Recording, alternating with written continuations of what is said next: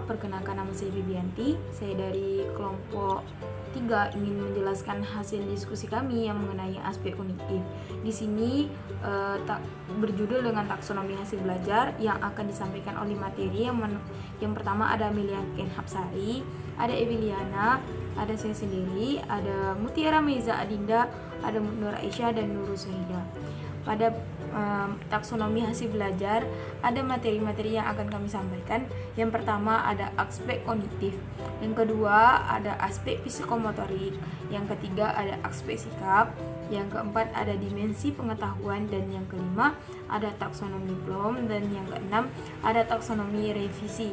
Penjelasan yang pertama yang akan disampaikan oleh saya sendiri mengenai aspek kognitif. Pada kognitif adalah kemampuan di mana intelektual siswa dalam berpikir, mengetahui, dan memecahkan masalah. Menurut Bloom pada tahun 1956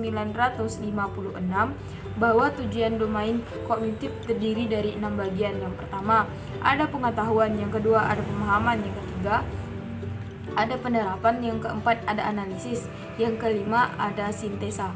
Pada pengetahuan dapat dijelaskan mengacu pada kemampuan mengenai materi yang sudah dipelajari dari yang sederhana sampai teori-teori yang disukai. Yang penting adalah kemampuan mengingat keterangan dan dengan benar. Yang kedua ada pemahaman. Pemahaman dapat dijelaskan bahwa mengacu kepada kemampuan memahami makna materi. Aspek ini satu tingkat di atas pengetahuan dan merupakan tingkat berpikir yang rendah. Yang ketiga ada penerapan. Pada penerapan mengacu kepada pengetahuan kemampuan menggunakan dan menerapkan materi yang sudah dipelajari pada situasi yang baru dan menyangkut penggunaan aturan dan prinsip. Pada penerapan merupakan tingkatan kemampuan yang berpikir lebih tinggi daripada pemahaman. Keempat ada analisis. Penjelasan ini mengacu kepada kemampuan yang menguraikan materi ke dalam komponen-komponen dan faktor-faktor penyebabnya, dan mampu juga memahami hubungan di antara bagian yang satu dengan yang lainnya sehingga struktur dan aturannya dapat lebih dimengerti. Analisis juga merupakan tingkatan kemampuan berpikir yang lebih tinggi daripada aspek pemahaman maupun penerapan. Tingkat kemampuan berpikir yang lebih tinggi daripada aspek pemahaman maupun penerapan. Yang terakhir yaitu sintesa. Sintesa ini mengacu pada kemampuan mengadukan konsep atau komponen-komponen sehingga membentuk suatu pola, struktur, dan bentuk baru. Pada aspek ini memerlukan tingkah laku yang kreatif. Baik, hanya itu yang dapat saya sampaikan. Lebih terkurang saya mohon maaf. Saya akhiri dengan wassalamualaikum warahmatullahi wabarakatuh. Assalamualaikum warahmatullahi wabarakatuh teman-teman. Baiklah, saya akan melanjutkan penjelasan dari yang sebelumnya, di mana di sini saya akan menjelaskan mengenai aspek psikomotorik. Tentu teman-teman sudah tidak asing lagi ya dengan yang namanya psikomotorik. Sebelum itu, saya akan sedikit mengulang mengenai apa sih sebenarnya psikomotor itu. Nah, psikomotor ini adalah salah satu ranah yang menilai keterampilan atau skill, kemampuan melakukan segala sesuatu setelah seseorang menerima pembelajaran pada bidang-bidang tertentu. Nah, menurut Bloom ini merupakan salah satu ilmuwan. Dia berpendapat bahwa ranah dari psikomotorik ini sebenarnya adalah pencapaian yang dimiliki oleh seseorang berbentuk sebuah keterampilan manipulasi yang melibatkan kinerja otot atau dengan kata lain menggunakan fisik ataupun tenaga begitu. Hal ini akan membuat seseorang dapat dilihat telah mencapai standar-standar yang diukur atau belum. Kita lanjut. Psikomotorik ini adalah aspek yang memiliki keterampilan dalam melakukan segala sesuatu, di mana dapat dilihat yang dilakukan seseorang. Yang pertama yaitu menirukan segala sesuatu, memanipulasi, ketepatan, pengalamiahan, dan juga artikulasi atau penjelasan begitu. Contoh aspek dari psikomotorik. Ada beberapa contoh yang kami rangkum, di mana yang pertama yaitu penilaian berdasarkan tingkah laku. Nah, penilaian psikomotorik ini merupakan penilaian atas segala tingkah laku yang telah dilakukan oleh seseorang sebagai bentuk hasil dari pembelajaran orang tersebut. Nah, penilaian yang tepat akan menunjukkan penilaian bersifat objektif atau tidak akan sebuah konsep yang dilihat dari penerapannya dalam aspek psikomotorik ini. Kita lanjut ke contoh yang kedua, yaitu melakukan tugas portofolio. Tugas ini diberikan setelah kita menyelesaikan tugas dari kognitif tadi yang mungkin sudah dijelaskan. di mana tugas portofolio juga dapat menjadi tugas akhir dalam materi-materi tertentu. Nah, hasil portofolio itu dapat dijadikan dasar penilaian dari proses pembelajaran yang telah dilakukan. Kita lanjut. Ketiga, tugas. Tentu kita sudah tidak asing lagi ya dengan yang namanya tugas, apalagi kita sebagai mahasiswa dan juga siswa sering mendapatkan tugas oleh dosen maupun guru. Nah, tugas ini dapat dikerjakan dengan baik dengan dikatakan kemampuan motorik anak baik. Maksudnya begini, apabila anak telah bisa menyelesaikan tugas, artinya dia sudah mampu menyelesaikan atau sudah masuk ke dalam ranah psikomotorik ini. Nah, kognitif yang dimiliki oleh seseorang anak akan menentukan keterampilan tersebut. Semakin baik hasilnya, maka akan dikatakan semakin mahir pula anak itu dalam belajar gitu. Yang keempat, kemampuan menulis.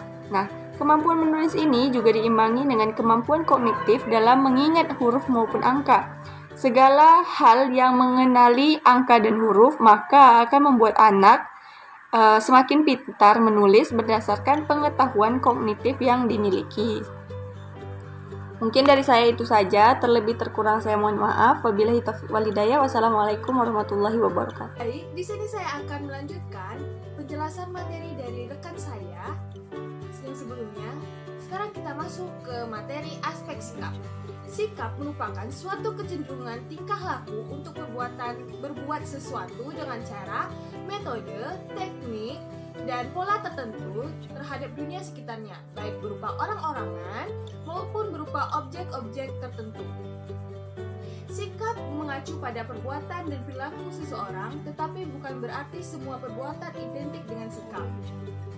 Dari beberapa pendapat ahli, diterapkan 5 ciri yang menjadi karakteristik sikap seorang oleh Rahmat 1998. Yang pertama, sikap adalah kecenderungan bertindak, berpersepsi, berpikir, dan merasa dalam menghadapi objek, ide, situasi, dan nilai. Sikap bukan berperilaku tetapi merupakan kecenderungan berperilaku dengan cara tertentu terhadap objek sikap. Objek sikap dapat berupa benda, orang-orang, tempat, gagasan, situasi, dan kelompok.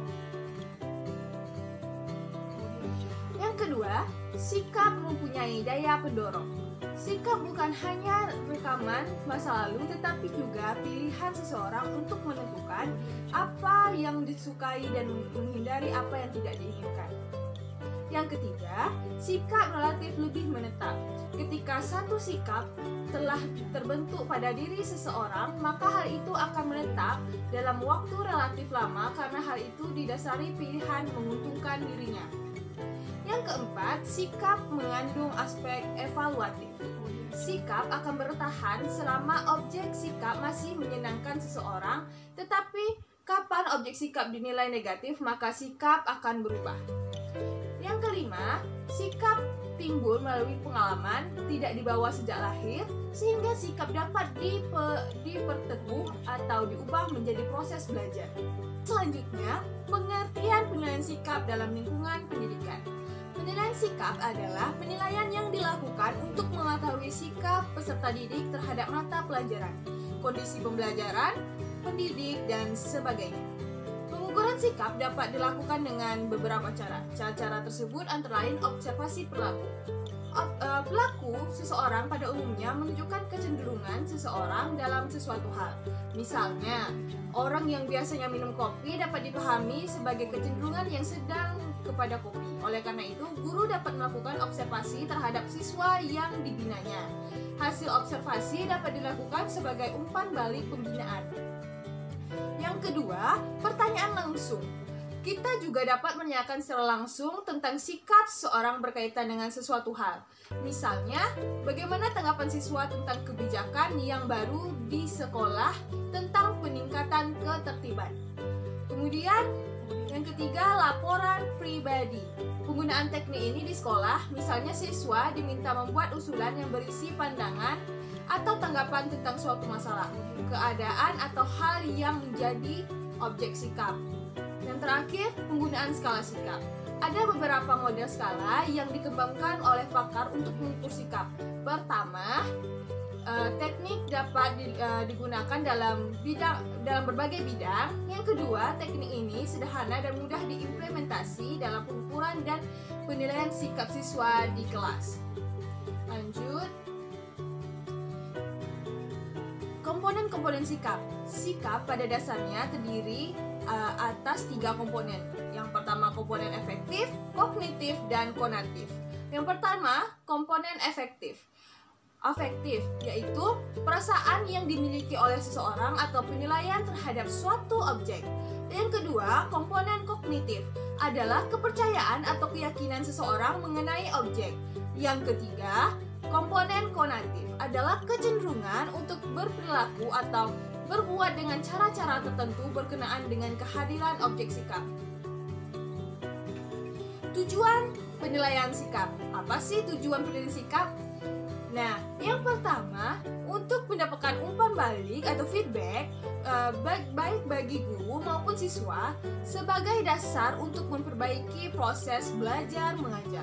Yang kedua, untuk mengetahui tingkat perubahan tingkah laku anak didik yang dicapai, antara lain diperlukan sebagai bahan bagi perbaikan tingkah laku anak didik, pemberian laporan kepada orang tua, dan penentuan lulus atau tidaknya anak didik. Yang ketiga, untuk menempatkan anak didik dalam situasi belajar mengajar yang tepat. Penilaian berbasis kelas (PBK). Penilaian berbasis kelas adalah proses pengumpulan dan penggunaan informasi oleh guru untuk pemberian nilai terhadap hasil belajar peserta didik berdasarkan tahapan kemajuan belajarnya sehingga didapatkan potret atau profil kemampuan peserta didik sesuai dengan daftar kompetensi yang ditetapkan dalam kurikulum. Dalam penilaian berbasis kelas, penilaian diarahkan terhadap hasil belajar peserta didik baik secara aspek kognitif, afektif maupun psikomotor. Aspek kognitif berkaitan dengan kemampuan intelektual peserta didik yang bila mengacu pada taksonomi Bloom. Dalam penilaian performansi hasil belajar peserta didik, ada beberapa tipe penilaian yang bisa digunakan. Ada 6 tipe. Yang pertama, penilaian performansi aktual. Kedua, penilaian simulasi. Yang ketiga, penilaian melalui pengamatan. Yang keempat, penilaian oral. Yang kelima, penilaian program. Yang keenam, penilaian melalui tes.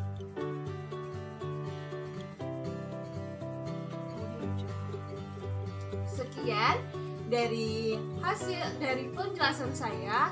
Kita dilanjutkan oleh rekan saya. Terima kasih.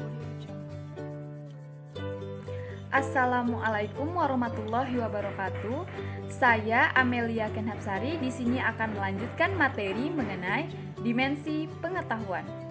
Nah, secara umum dapat diklasifikasikan ke dalam 4 tipe pengetahuan umum.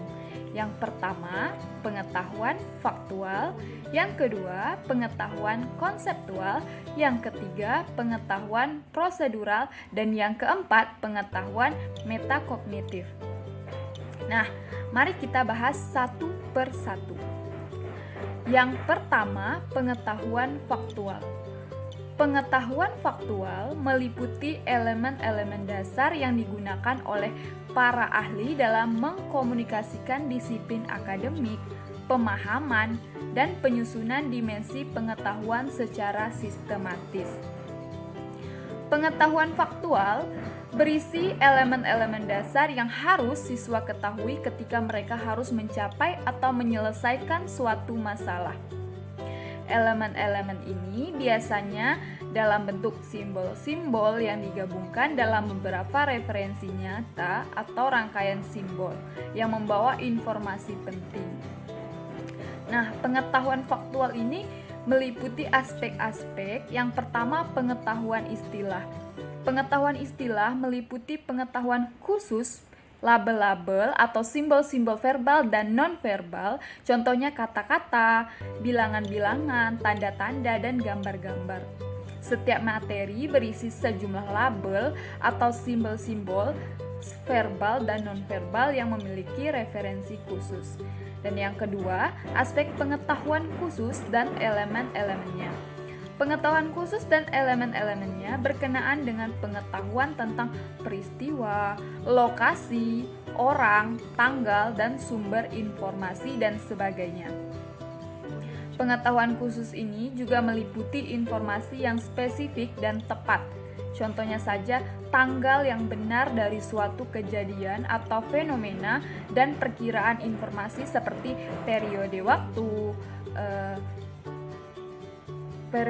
suatu peristiwa atau fenomena yang terjadi. Yang kedua, pengetahuan konseptual. Pengetahuan konseptual meliputi pengetahuan kategori dan klasifikasi serta hubungannya dengan dan di antara mereka lebih rumit dalam bentuk pengetahuan yang tersusun, seperti skema, model mental, atau teori implisit atau eksplisit dalam model psikologi kognitif yang berbeda. Nah, yang pertama ada pengetahuan klasifikasi dan kategori. Pengetahuan klasifikasi dan kategori meliputi kategori-kategori, divisi-divisi, dan penyusunan yang digunakan dalam materi yang berbeda. Pengetahuan ini secara umum merefleksikan bagaimana para ahli berpikir dan menyelesaikan masalah mereka, di mana pengetahuan khusus menjadi penting dari masalah yang telah diselesaikan. Yang kedua, pengetahuan dasar dan umum.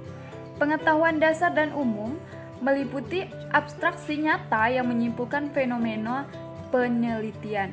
Abstraksi ini memiliki nilai yang sangat besar dalam menggambarkan, memprediksikan, menjelaskan atau menentukan tindakan yang paling tepat dan relevan atau arah yang harus diambil. Dan yang ketiga, pengetahuan teori, model, dan struktur. Pengetahuan teori, model, dan struktur meliputi pengetahuan dasar dan generalisasi dengan hubungan timbal balik yang jelas, pandangan yang sistematis dalam sebuah fenomena yang rumit, masalah atau materi. Pengetahuan ini merupakan formula yang abstrak. Yang ketiga, pengetahuan prosedural. Pengetahuan prosedural merupakan pengetahuan bagaimana melakukan sesuatu, seperti pengetahuan keterampilan, algoritma, teknik-teknik, dan metode-metode yang secara keseluruhan dikenal sebagai prosedur, ataupun dapat digambarkan sebagai rangkaian langkah-langkah. Nah, yang pertama pengetahuan keterampilan umum khusus dan algoritma. Pengetahuan algoritma digunakan dengan latihan matematika. Prosedur perkalian dalam aritmatika ketika diterapkan hasil umumnya adalah jawaban yang sulit karena adanya kesalahan dalam perhitungan. Walaupun hal ini dikerjakan dalam pengetahuan prosedural, hasil dari pengetahuan prosedural ini seringkali menjadi pengetahuan faktual atau konseptual. Nah, yang kedua, pengetahuan metode dan teknik khusus. Pengetahuan metode dan teknik khusus meliputi pengetahuan yang sangat luas dan dari hasil konsensus, persetujuan atau norma-norma disiplin daripada pengetahuan yang secara langsung lebih menjadi sebuah hasil observasi, eksperimen, atau penemuan. Dan yang ketiga, pengetahuan kriteria untuk menentukan penggunaan prosedur yang tepat. Nah, pengetahuan kriteria untuk menemukan beberapa tipe esai untuk ditulis. Pengetahuan kriteria untuk menentukan metode yang digunakan dalam menyelesaikan persamaan aljabar. Dan pengetahuan kriteria untuk menentukan teknik-teknik dalam menerapkan dan membuat pengaruh dalam melukis menggunakan cat air.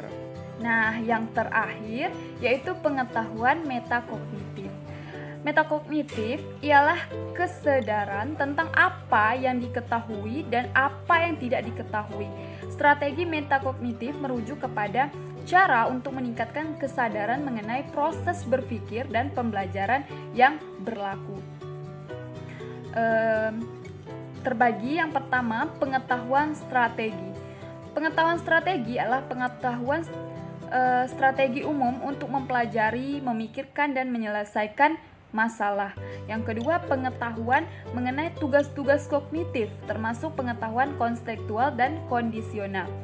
Pengetahuan ini meliputi pengetahuan yang membedakan tugas-tugas kognitif yang tingkat kesulitannya sedikit ataupun banyak, bisa saja membuat sistem kognitif ataupun strategi kognitif. Dan yang ketiga, pengetahuan itu sendiri. Pengetahuan ini meliputi kekuatan dan kelemahan dalam hubungannya dengan pengertian dan pembelajaran. Contohnya, siswa yang mengetahui tes itu lebih mudah yang bentuknya pilihan berganda dibandingkan dengan bentuk esai, karena memiliki pengetahuan sendiri dalam memilih keterampilan penilaian. Nah, mungkin itu saja materi yang dapat saya sampaikan. Terlebih terkurang, saya mohon maaf. Terima kasih. Assalamualaikum warahmatullahi wabarakatuh. Saya Ewiliana. Di sini saya akan menjelaskan materi selanjutnya mengenai dasar taksonomi Bloom. Taksonomi menurut Kamus Besar Bahasa Indonesia yang mempunyai arti klasifikasi bidang ilmu, kaidah dan prinsip yang termasuk pengklasifikasian objek taksonomi Bloom. Objek taksonomi Bloom menunjuk pada taksonomi yang dibuat untuk tujuan pendidikan. Sementara itu, Bloom diambil dari nama peneliti yaitu Benjamin Samuel Bloom. Taksonomi Bloom itu sendiri biasa diartikan sebagai sebuah struktur hierarki yang mengidentifikasi keterampilan dari tingkat yang rendah ke tingkat yang lebih tinggi. Tujuan pendidikan dibagi dalam 3 domain, yaitu kognitif domain, ranah kognitif, yaitu berisi perilaku-perilaku yang menekankan aspek intelektual seperti pengetahuan, pengertian, dan keterampilan berpikir. Yang kedua, afektif domain, ranah efektif, berisi perilaku-perilaku yang menekankan aspek perasaan diri, emosi seperti minat, sikap, apresiasi, dan cara penyesuaian diri. Yang ketiga, psikomotor domain, ranah psikomotor, berisi perilaku-perilaku yang menekankan aspek keterampilan motorik seperti tulisan tangan, mengetik, berenang, dan pengoperasian mesin. Yang kedua, subkategori kognitif domain. Pada domain kognitif terdapat subkategori sebanyak 6 kategori. Yang pertama, pengetahuan. Pengetahuan di sini adalah pengetahuan yang tingkat pertama dari domain kognitif. Ini pada tingkat peserta didik. Hanya dituntut untuk mampu melakukan riset saja. Yang kedua, pemahaman. Peserta didik telah dapat memahami atau memahami sesuatu yang telah diketahui. Aplikasi. Aplikasi di sini adalah kemampuan untuk menggunakan pengetahuan yang telah mempelajari situasi yang berbeda. Yang selanjutnya, analisis. Pada analisis, level peserta didik yang mampu untuk merinci atau menguraikan suatu bahan menjadi bagian yang lebih detail dan mampu memahami detail bagian-bagian tersebut.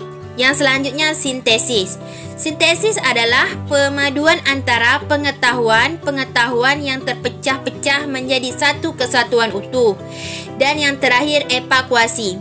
Pada tahap evaluasi, peserta didik mampu menentukan pengetahuan mana yang akan digunakan pada situasi tertentu. Yang ketiga, subkategori domain efektif. Yang pertama, penerimaan.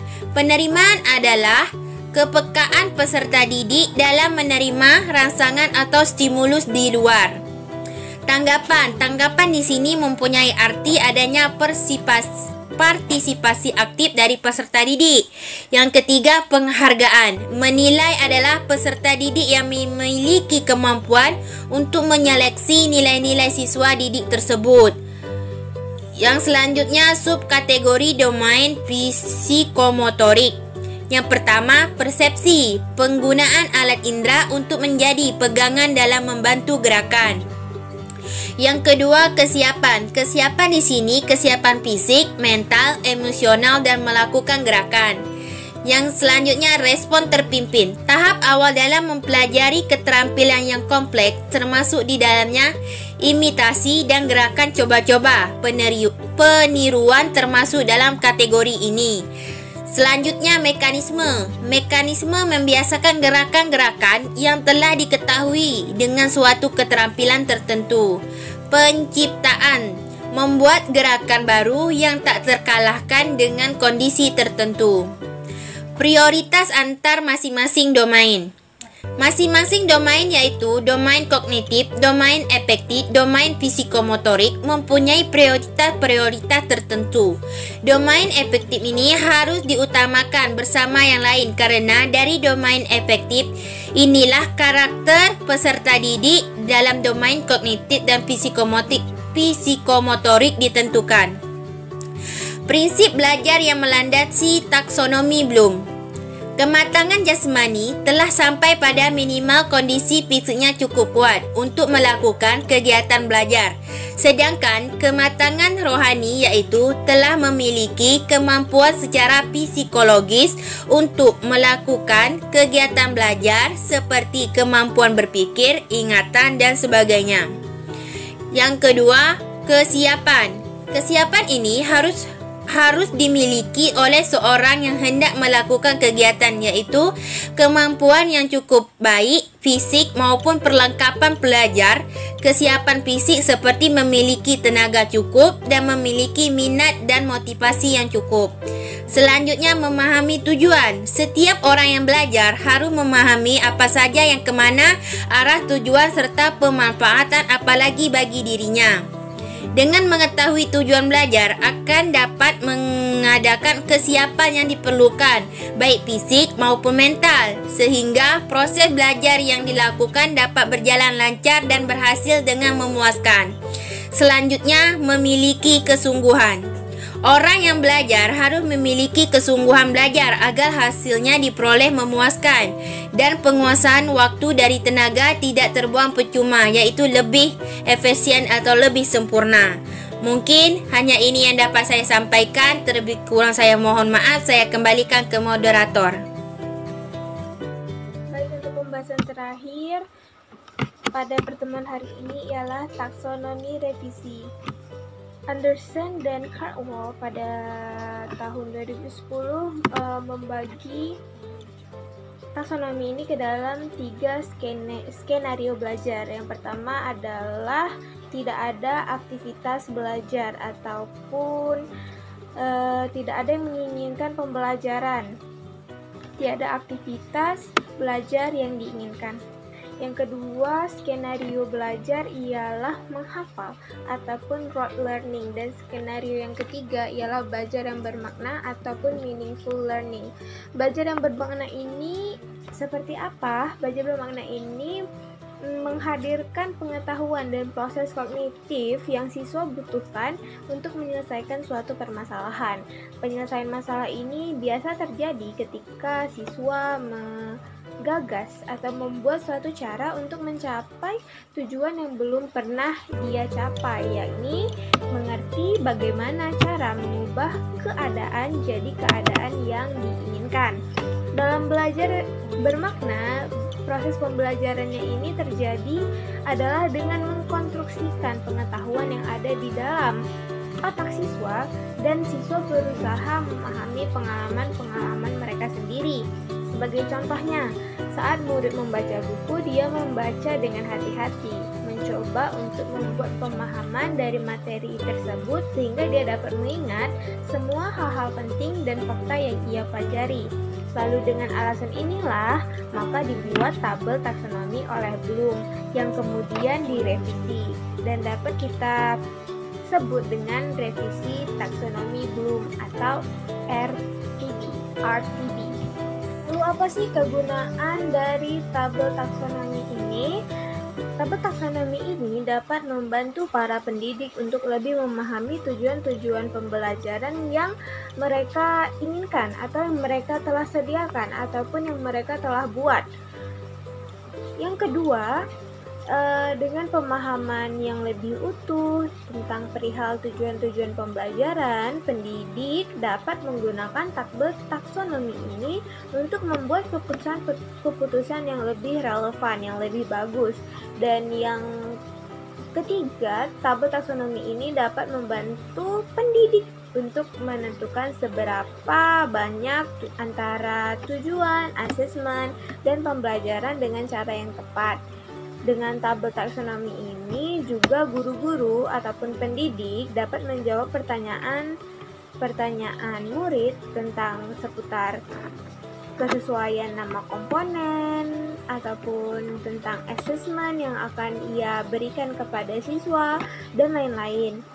Lalu mengapa taksonomi Bloom ini direvisi atau apa alasan adanya revisi taksonomi Bloom ini? RTB sendiri ini diajukan secara umum untuk lebih melihat ke depan, ahead of time, dan merespon tuntutan berkembangnya suatu komunitas pendidikan terhadap bagaimana anak-anak dapat berkembang dan belajar, serta bagaimana pendidik dapat menyiapkan bahan ajar. Lalu fokus utama dari RTB ini sendiri dimaksudkan pada daya aplikasi terhadap penyusunan kurikulum maupun desain instruksional dan penilaian, serta gabungan dari ketiga hal tersebut. Lalu apa saja sih yang dapat dirubah atau apa saja yang berubah di dalam revisi taksonomi ini? Di dalam RTB ini sendiri disusun dengan memperhatikan perkembangan kontemporer di dalam bidang terkait pendidikan. Dua buah perubahan mendasar di dalam RTB menurut Anderson adalah yang pertama, RTB memfokuskan pada pengaplikasian, dan yang kedua adanya perubahan terminologi. Dalam taksonomi Bloom yang lama, teman-teman dapat melihat di makalah, penekanan lebih diberikan kepada 6 kategori kognisi. RTB sendiri lebih menekankan ke sub-kategori sehingga lebih spesifik untuk mempermudah penyusunan kurikulum, asesmen, dan instruksi pengajaran. Di dalam taksonomi Bloom yang telah dibahas, kategori knowledge menjadi kategori utama tingkat pertama. Nah, RTB sendiri ini mengeluarkan kategori knowledge di dalam taksonomi Bloom dan menjadikannya ukuran yang harus dicapai. Artinya apa? Knowledge ataupun pengetahuan ini adalah pencapaian dari kognisi itu sendiri.